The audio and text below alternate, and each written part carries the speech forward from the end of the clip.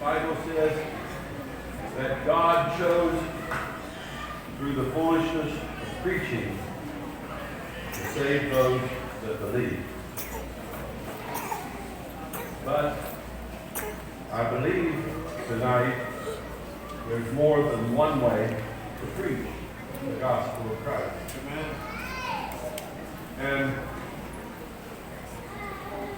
most people like variety. We can go along doing the same thing and be quite successful. But sometimes we can bring a new wrinkle in here or there, and it actually makes room for us to be more successful in defeating Satan. And that's what we want to do. We're in a mighty battle, spiritual warfare. Yes, sir. And God has given us all the artillery and ammunition we need to be successful. And He expects us, I believe, to use it. We have, in this world today, some things that truly baffle me. I mentioned this when I was in Canaan. The technology that is available to us today truly is a mystery. How that you can do whatever we can do with this technology, it just amazes me. So, a couple of years ago, I thought, why couldn't we use just a little bit? And I'm not saying in any way here tonight that I'm an expert on technology. I'm not. But with what little bit I know, why can't we use that a little bit different to convey a message? And so, by the help of the Lord tonight, that's what I would like to do. I would like to mention a couple of things before I get into my presentation. You'll notice whenever you get into some of the photos and the video that there are characters that portray Jesus. And these characters have long hair. That's not biblical. As I understand Paul's writing that even nature itself teaches us that it's a shame for a man to have long hair. So I don't believe Jesus did anything that was shameful. And so while you see the characters with long hair, I just trust that you'll understand. It's all I could find to download. And so I use what I have to use. And two, tonight, much of our thoughts is scripted. Meaning that I'll do quite a bit of actual taking from my outline in this presentation. Tonight, as you see on the screen, the title of my thoughts is, Who is Man's Best Friend? So, I would like to do this presentation on that thought, followed by a message God has given me that follows the photos presented and the video. But before we get into it, I'll ask you once again to bow your heads so that we can have another word of prayer. Heavenly Father, we do thank you for allowing us to live again another day in your world. And Lord, to be your servant, the greatest, highest honor that you have afforded to mortals. But in doing this, Lord, we need your help. You know we need your help. You said that without you, we can do nothing. And oh God, we don't want to be failures. We want to do this so as to please you, to bring glory to you, and to help someone here be able to see this message conveyed to their hearts and their minds. So, Heavenly Father, we pray that you'll take everything that is done, whatever is done in this presentation, and just use it to your glory, and help someone here tonight, we humbly pray. Father, we want to be, as Brother Rudy sung this afternoon, your arm or your hand extended to the lost and the dying world. So help us, we humbly pray, and ask it in Jesus' name. Amen. Amen. We live in perilous times. Sometimes it baffles me as to see how the world is becoming more wicked, evil every day. But the Apostle Paul actually predicted that evil men would wax worse and worse. And truly they are. So in these perilous days that we live, I'll ask you a question. What would you give to have a true friend? We see how much technology Satan has used. So tonight, let us use this little presentation and the little bit of technology that I know how to use as I stumble through it to present this presentation. The Huffington Post in the United Kingdom said, "Whoever has a friend has a treasure." That phrase might hold more truth than you'd think. In studying friendship, scientists have discovered shocking facts like how we share more genes with friends than strangers, how we're more attractive when we're in a group or with a group of friends, or that at the age of 9 months we already understand the concept of friendship. And from personal experience, I've seen how animals recognize and react to human friendship. They accept and they respond by giving unconditional love and friendship. I'm not sure how the Filipino people, how you value animals, or what you actually do in the way of having animals as friends. But tonight, we're going to bring some thoughts out about dogs. I love dogs, and I love animals. Amen. And we read in the Bible, in the beginning, God created man as the highest order of his creation. Amen. And he gave man the dominion over all of his creation. And so all of the animals that God created, he gave to man to use. Amen. And to benefit from. And I personally believe that he had in mind dogs being a friend of man. And from personal experience, once again I say, I've seen how animals, dogs and horses, I have both, recognize and react to human friendship. They accept and respond by giving unconditional love and friendship. As I look around, I see in this wicked world that we live, relatively speaking, very little friendship being offered in this sin-sick, sin-cursed, sin-benighted world we live. People everywhere are in great need of a friend. You agree? Amen. Right. Amen. Amen. Cleveland's Mayo Clinic staff wrote an article that states, "Friendship enriches our lives with many benefits. Good friends are good for our health. Friends increase our sense of belonging and purpose. Friends boost our happiness and reduce stress and depression. Friends improve our self-confidence and self-worth. Friends help us cope with trauma and diseases that cause high blood pressure. They encourage us to change, friends that is, encourage us to change or avoid unhealthy lifestyles.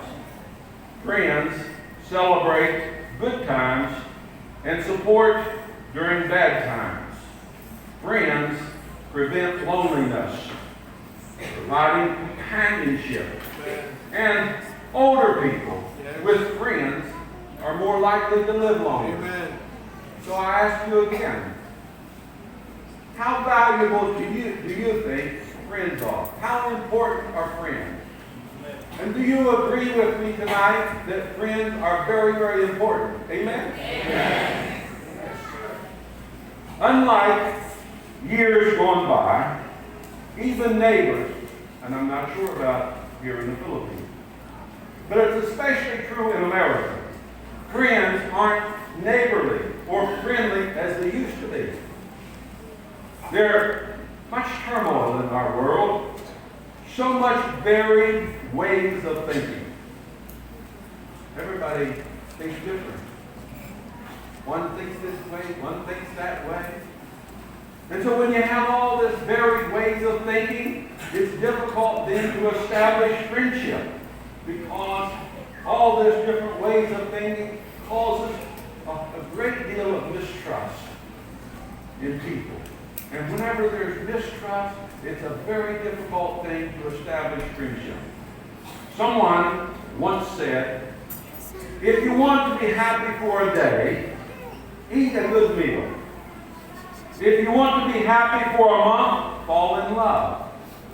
If you want to be happy for a year, get married. If you want to be happy for a lifetime, make a friend. And tonight, let me say with emphasis, Jesus Christ is the truest of all friends. Amen. What can we do? What can we do to obtain a friend? Where can we go to find man's best friend? Proverbs chapter 18, verse 24 says, a man that hath friends must show himself friendly. And there's a friend that sticketh closer than a brother. Amen. So, tonight, the question, who is man's best friend? There are some people, some men would say, my wife is my best friend. Could that be true? Jesus said in John chapter 15, verse 15, henceforth I call you not servants, for the servant knoweth not what his Lord doeth. But I have called you friends, for all things that I have heard of my Father I have made known unto you. A true friend will always tell you the truth. Jesus always tells the truth. Amen. What is a friend? A friend is a much needed and highly valued asset. Therefore, everyone should want, and surely everyone needs a friend. A friend is a person that knows and likes another. A comrade, a companion, a supporter, a patron, a helper, and an advocate. A friend is one who knows us, but loves us anyway. Amen. A real friend is one who walks in when the rest of the world walks out. A friend loves at all times, in sickness and in health. A friend is a person with whom I may be sincere. A friend is one who overlooks my faults and failures. Wow. A true friend also tolerates our successes. And listen to me tonight, that's hard for some people to do. There's so much jealousy in the world, you know. Your friend is your needs taken care of. Friends are the bacon bits in the salad bowl of life. A true friend is ready to help you in your time of need. A true friend is one of the greatest of all blessings. It has been said, as I've already talked about dogs, especially in America, that dogs are man's best friend. However, dogs don't always smell too good. And someone said, if you go to sleep with a dog, you're going to wake up with fleas. Dogs are, though, very loving companions. Dogs are happy to go wherever their master goes. A dog affectionately wags his tail and licks her face. If his master is blind, the dog helps him across the street as his loving guide and companion. No man feels lonely when he has a dog for company. A dog keeps watch over his owner's house. He will not allow anyone to touch his master's belongings. He'll bark at an approaching stranger. He might even bite a would-be thief. A dog is useful to a shepherd to look after his sheep. If any of the sheep go astray, the dog will bring them back. He will not allow a wolf or a fox to attack the sheep. And police dogs are used to catch criminals. Military and police dogs use their keen sense of smell to sniff out illegal drugs and even explosives. Search dogs and rescue dogs find people trapped under collapsed buildings, like at New York Trade Center on 9/11, or people lost in bad weather. They use dogs to find them. A dog is loyal and faithful companion. Nothing prompts him to leave his master. A dog's owner may be poor, even a beggar, but still his dog won't leave. Many dogs adore their master as if he were a god. Dogs rush to their people friends to welcome them home, and he's prepared to die rather than than to let harm come to his owner. Dogs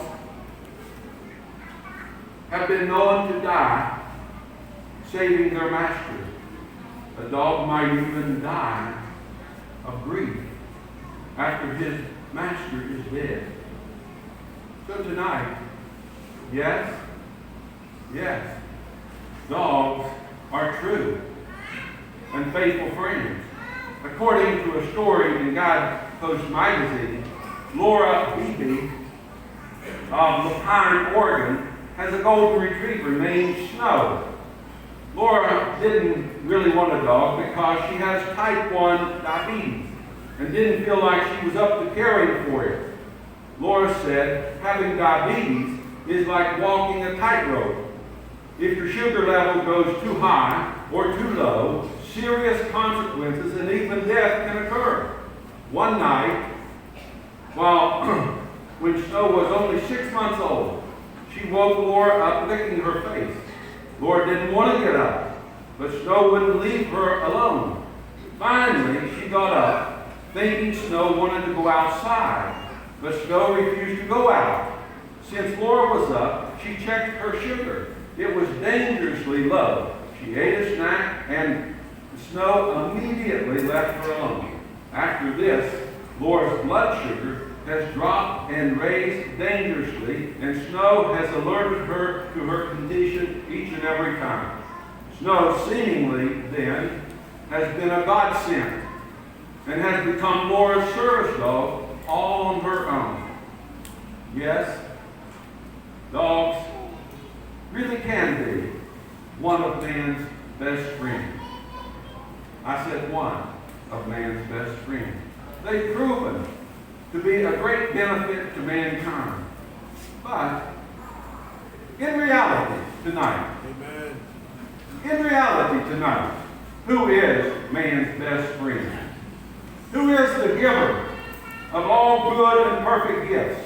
James 1:17 says, every good and every perfect gift is from above, and cometh down from the Father of lights, with whom there is no variableness, neither shadow of turning. So, without hesitation tonight, I declare that man's best friend is Jesus Christ. Amen. Dogs are not man's best friend, no matter how beneficial they are. It was Jesus that gave us dogs, and not dogs that gave us Jesus.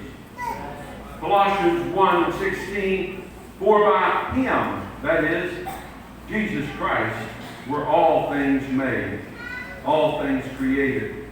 Jesus is a friend even to his enemies. But dogs fight their enemies. In Matthew chapter 11, verse 19, the Son of Man came eating and drinking, and they said, behold, a man gluttonous, and a winebibber, a friend of publicans and sinners. And listen to me tonight, he is indeed a friend to sinners. He died for them, and his blood cleanses one's heart. A dog cannot do that. He died for them. Romans chapter 5, verse 8, God commended his love toward us, in that while we were yet sinners, Christ died for us.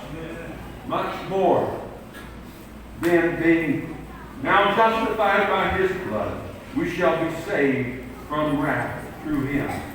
For if, when we were enemies, we were reconciled to God by the death of his Son, much more, being reconciled, we shall be saved by his life.